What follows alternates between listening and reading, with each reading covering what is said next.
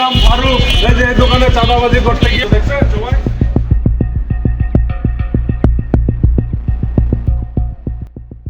গ্যাসের দোকানে চাঁদা দাবির অভিযোগে ৪ মাস আগে গ্রেফতার হওয়া চিহ্নিত চাঁদাবাজ ফারুক ওরফে কাইল্লা ফারুককে এভাবেই হাতকড়া পরিয়ে এলাকায় মাইকিং করেছিল পুলিশ।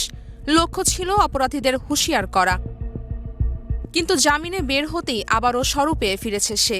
এবার তার অপরাধের থাবা পড়েছে কেরানীগঞ্জের ঘাটারচরে একটি বেসরকারি কুরিয়ার সার্ভিসের ওয়্যারহাউসে। বুধবার রাতে সহযোগীদের নিয়ে সেখানে প্রবেশ করে ৪০ জনের চাকরি এবং প্রতিষ্ঠানের পোড়া মোবিল ও পুরনো টায়ার তার কাছে বিক্রির শর্ত দেয় ফারুক। এই অর্থনৈতিক দাবি মানতে সময় দেয় মাত্র ১ ঘণ্টা। তাৎক্ষণিক সিদ্ধান্ত না পেয়ে বসিলা ব্রিজের কাছে কুরিয়ারের গাড়িগুলোতে অতর্কিত হামলা চালায় ফারুক গ্যাংয়ের সদস্যরা। ইট নিক্ষেপ করে ভেঙে ফেলা হয় অন্তত ৫টি কাভার্ড ভ্যানের গ্লাস। তবে এই বিষয়ে আতঙ্কে ক্যামেরার সামনে কথা বলতে চান না তারা। দিনের আলোয় হাতকড়া পরে ঘোরার পরও ফারুকের এমন দুর্ধর্ষ আচরণে চরম আতঙ্ক স্থানীয় ব্যবসায়ীরা।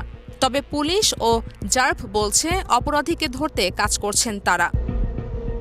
ব্যবসায়ীদের দাবি, কেবল গ্রেফতারের মোহরা নয়, এই ধরনের পেশাদার অপরাধীদের স্থায়ীভাবে দমনে কঠোর ব্যবস্থা নিক প্রশাসন। রাজিয়া সুলতানা কেয়া, প্রাইম টিভি, ডেস্ক রিপোর্ট।